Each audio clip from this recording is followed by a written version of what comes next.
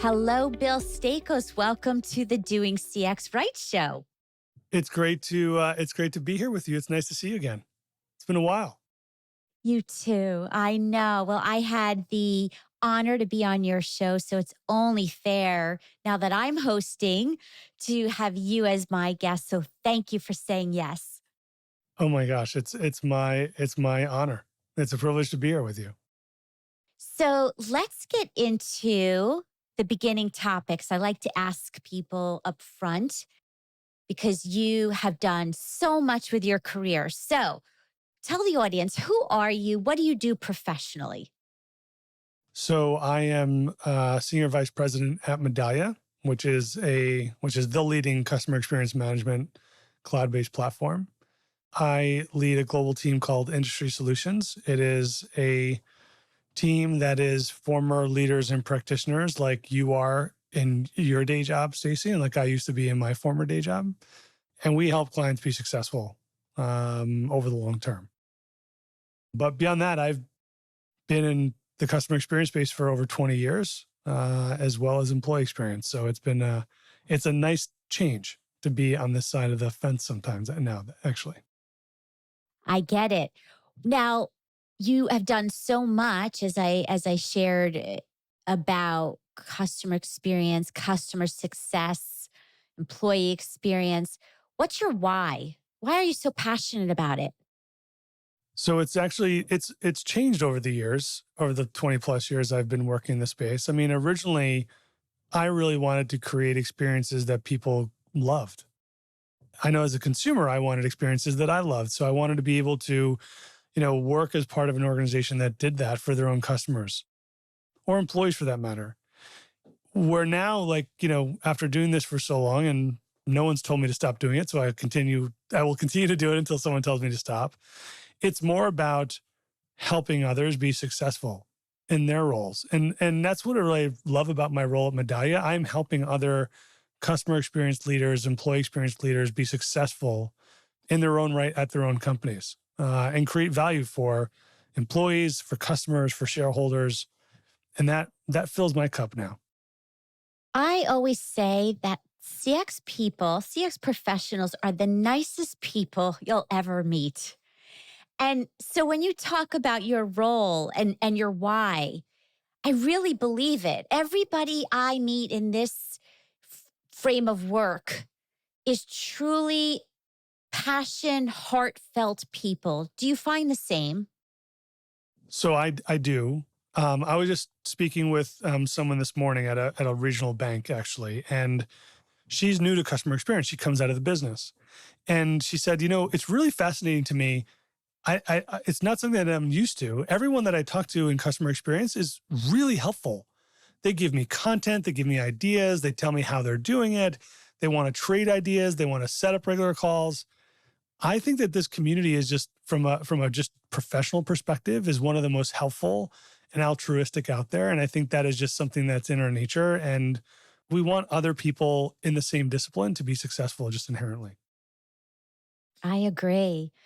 So there's a lot of people like McDonald's, Walmart, and other brands that are hiring CXOs. And the question is, there's so much discussion in the news.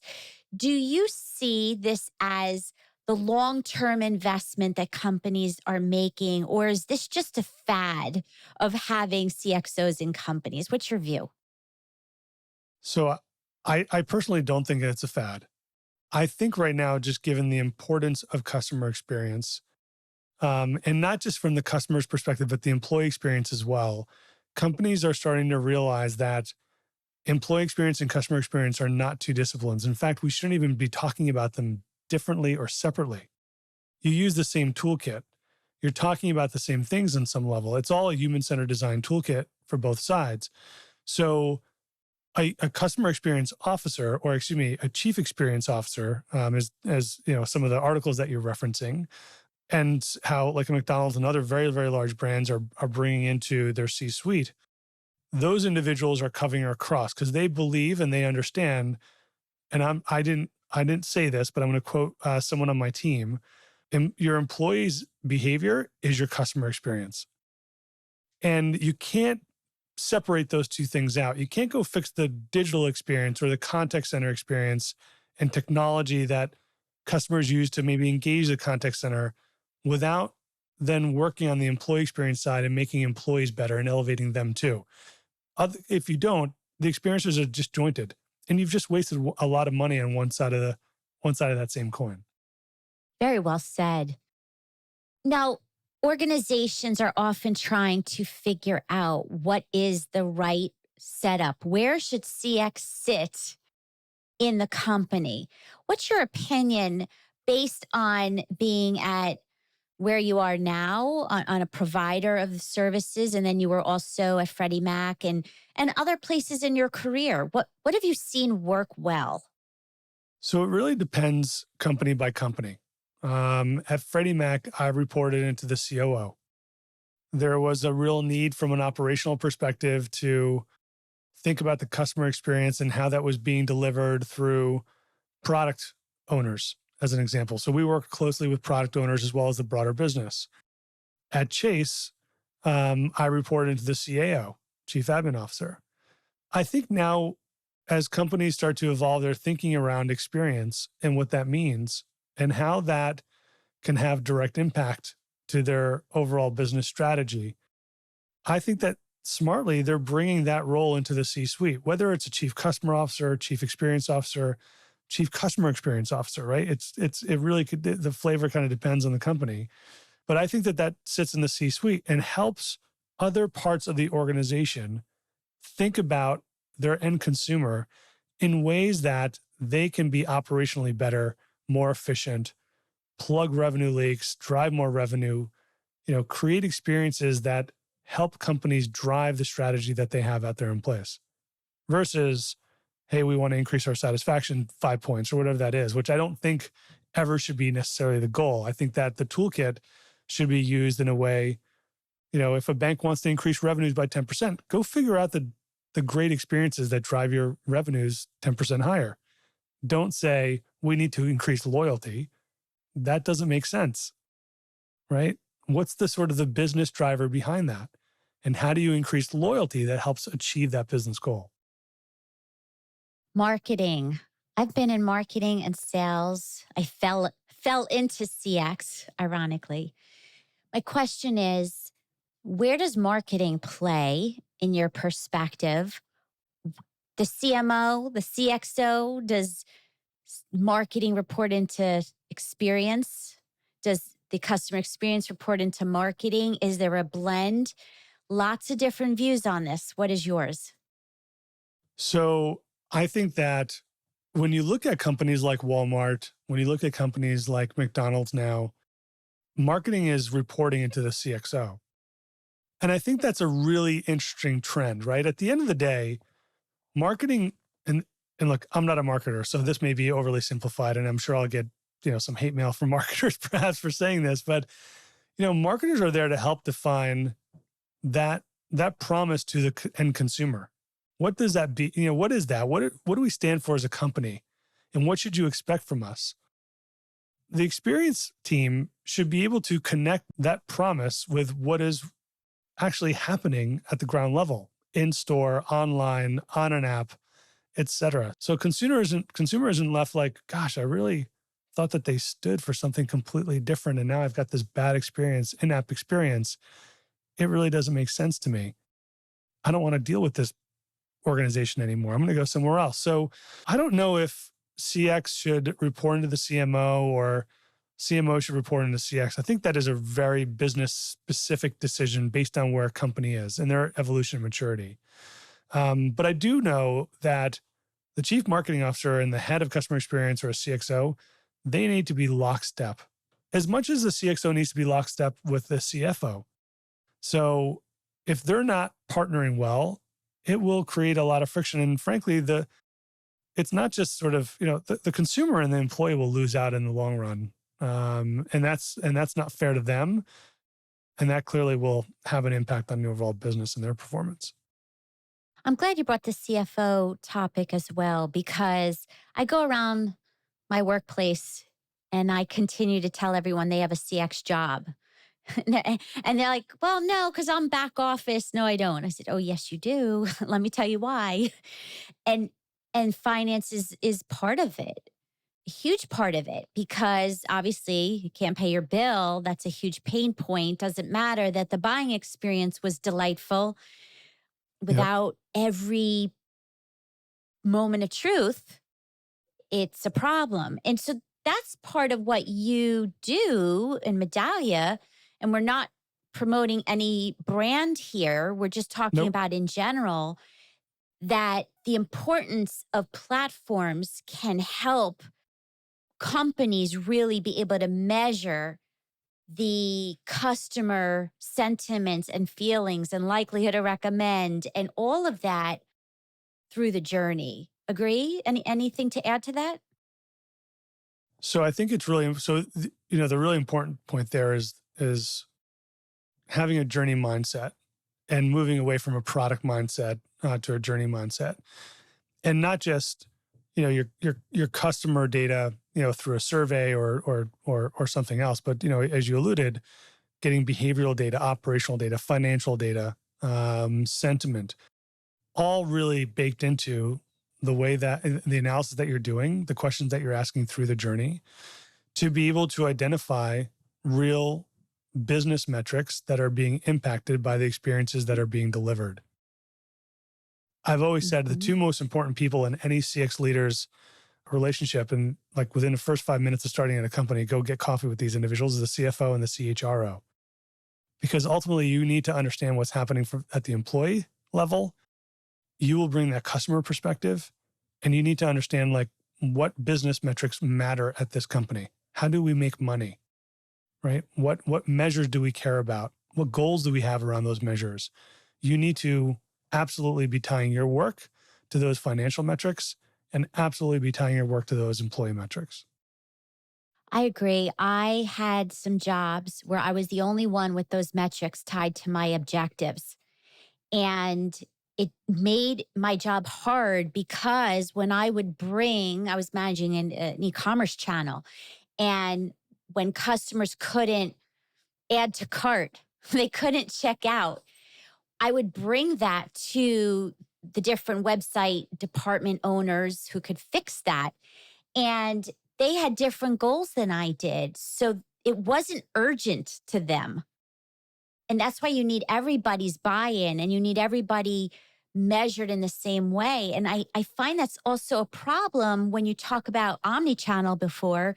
If your online department has a set of goals and your retail store offline has a different set of goals, the customer gets lost. It's Yeah. frustrating. Yeah. Part of that though is the word channel in and of itself is a very inside out word, right? For listeners, I'm holding up my phone. I've never called my phone a channel. But if I'm a bank or if I'm a retailer, you would call this my digital channel, right? Maybe the website could be your digital channel too. Nobody calls this a channel. No consumer in their right mind would call this a channel. I also don't think in terms of I'm going to go to the app, I have a question, I might go to the website, I still have questions, I'm going to call the contact center. I don't think of those three things as channels. I think of them as opportunities for me to actually get what I need done as quickly as possible. And those are just the platforms that companies have developed for me to go execute that transaction, whatever it might be. So I think we need to stop talking and thinking about channels and think about it from the consumer outside in. And that's why that consistency that you're, I think, referring to. So my in-app experience is great, but I call the contact center and it completely fails me. Not to pick on contact center folks, they're all wonderful, but that disconnect is a real problem. And I don't think that I don't think that organizations pay enough attention to that. And it's largely because we think in channels and we're organizationally structured with channels too. I love that example. I want to add one. I'm going to add one Sure. not from the CX hat I wear, but as a consumer. I bought a product online, a shirt for my daughter. It didn't fit. And I decided I was going to the local store. and decided, let me bring that shirt with me. And they said, sorry, we won't take it back. We can't take it. You bought it online. And I said, but you're the same company. You're telling me I have to leave, can't get my money back, can't give you the product. I have to take it home and now mail it to you with a shipping cost. Ouch. Yeah. And if you bought it online, you can probably ship it to that store and go pick it up there, but they won't return the product, right? Right. So that's where I say that you're right. We can't talk in channels. It's experiences. It's one company to the customer, even though the company's siloed. But to the customer, nothing could be more aggravating. I won't shop there again because of that one story. So, going back to what we were talking about, organizational design, how do you get that not to happen when you have your digital team and your, call it offline retail team? What's that structure? How do you resolve that? So that's where I think organizing around journeys is really important. And not a lot of companies do that today. Some do. I think as we start to see more of a shift from product or channel mindsets to more journey-based mindsets, I think that you will see organizations move away from that type of structure more and more. And you will have journey owners in organizations, and you will have individuals that own multiple journeys. It won't just be the onboarding journey and have one owner, right? It'll be a couple kind of threaded together. And I think the organizations that are already starting to think that way are the ones that you buy from today that you love buying from every day. And I think we're going to see more and more of that. We're still sort of in the early adopter phase, so to speak, of that movement. But I think you're going to see that over the next 3 or so years, maybe 5, be a very new way of thinking that folks will start to adopt more. I also think that we CX professionals have the chance to be the glue in the organizations. So while all these different teams are, I hate saying silos because that sounds so negative, but it is reality in big, big companies. So we get to be the glue. So when there's, let's say, a customer journey or experience where there's one product line or business line, let's say I'm in construction. One example is in the construction field. After something's built, now we want to turn it over to the service side and be able to do maintenance and repair. And so the customer experience team gets to really look at that seamless connection because they're two different departments. They're even two different buyers and influencers. And so I encourage CX professionals and partners and platform providers to really help be the glue, be the connector, because like we said, the customer is the only, it's one company to the customer.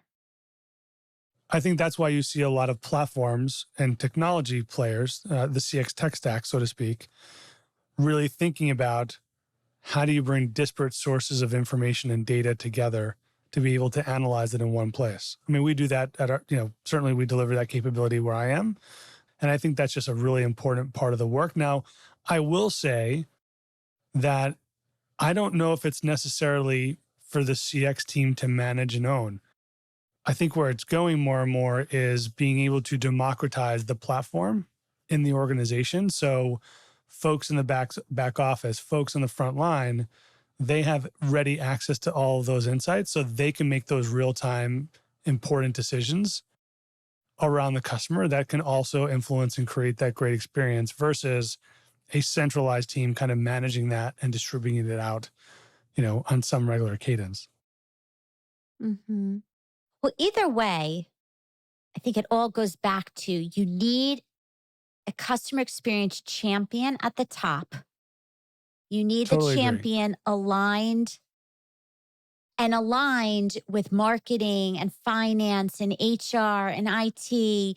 There has to be that close alignment. Customer experience has to be at the table. Marketing has absolutely a big part of it. There's some blending there. And you need the bottom up as well. Sure.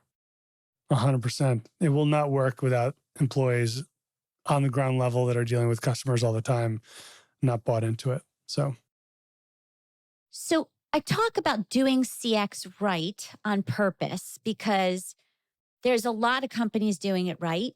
There's a lot we can learn from.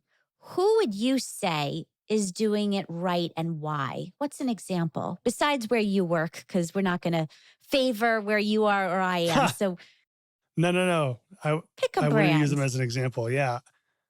So look, I think like Chick-fil-A is doing it right. What a great organization that cares deeply about their customers. They pivoted really quickly during the pandemic to have individuals, like multiple people down the car line, taking your order.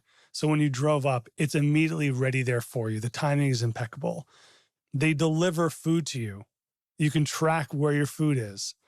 They have mission and purpose, and they intentionally build experiences into the mission and purpose, right? Close on Sundays because they're a religious company, religious owners. They don't want, it's God's day. They don't want to be people to be, or their employees to be working, let alone themselves. So they're closed on Sundays. I think that that is an organization that a lot of different verticals can look at as an opportunity, as a to draw parallels from in their own business. The food's not healthy for you necessarily, but I think the way that they engage you as a customer in the store, or the way that they engage you outside of the store, or the way that they engage you in the app, they really do try hard to meet you where you are. And then where they meet you, that experience is always consistently good, no matter what the channel is. See, I use channel two. I'm guilty. Yes, you did. I was going to just say that. But what you're saying is really important because the examples you gave are really about how they're using technology to enhance the customer experience, but not replace the human factors. Correct. I mean, technology is not the answer, it's the question.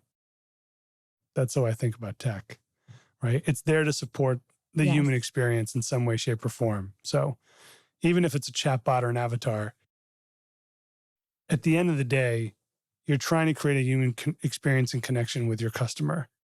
If it was purely digital, there's not really a company there.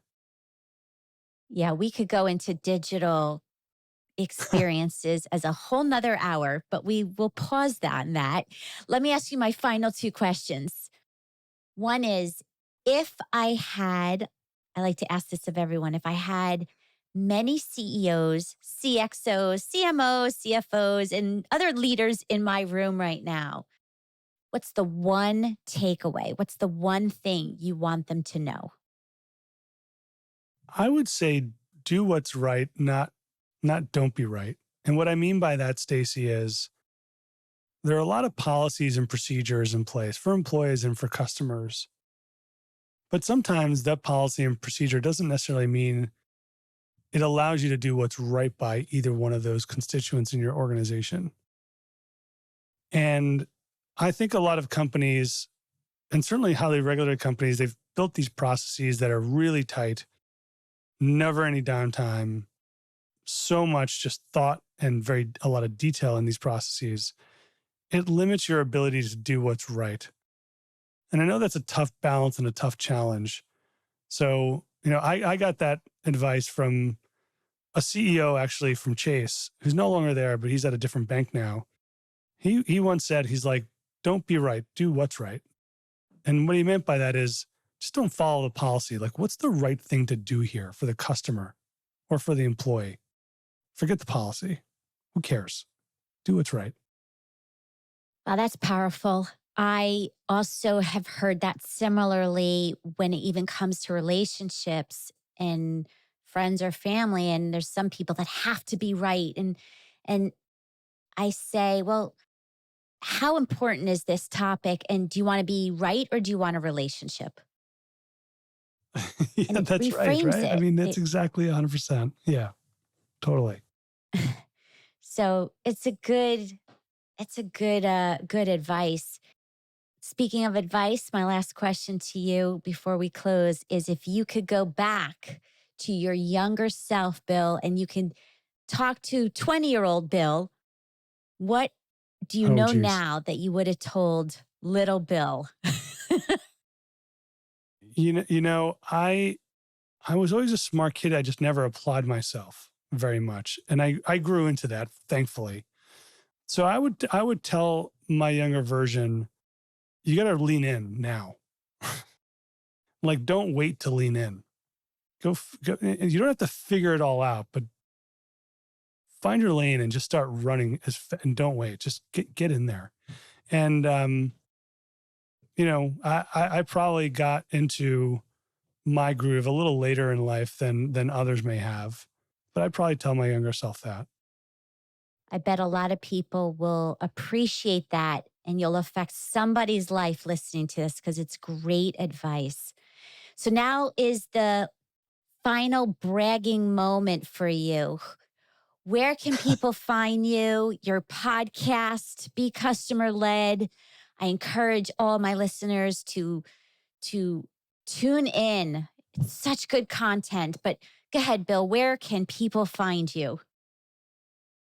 So I'm on LinkedIn pretty actively, and if folks want to connect and just talk about CX or EX, by all means, send me an invite and let's chat. BeCustomerLed.com is where I have a blog and also the podcast. The podcast has been sort of a labor of love. I'm sure that you see that with your own podcast too. We've actually gotten a lot of success over the last year, which is pretty neat. We got voted best business podcast for 2021, which is a nice accolade. We have listeners in 80 countries now, that's the one number that frankly I really care about because it means that customer and employee experience is a global conversation and folks are tuning in. So that's the one that I'm most proud of. I can really, the awards are nice, but I can really care less about that. It's the fact that different cultures and different people are tuning in and listening, which is kind of a cool thing.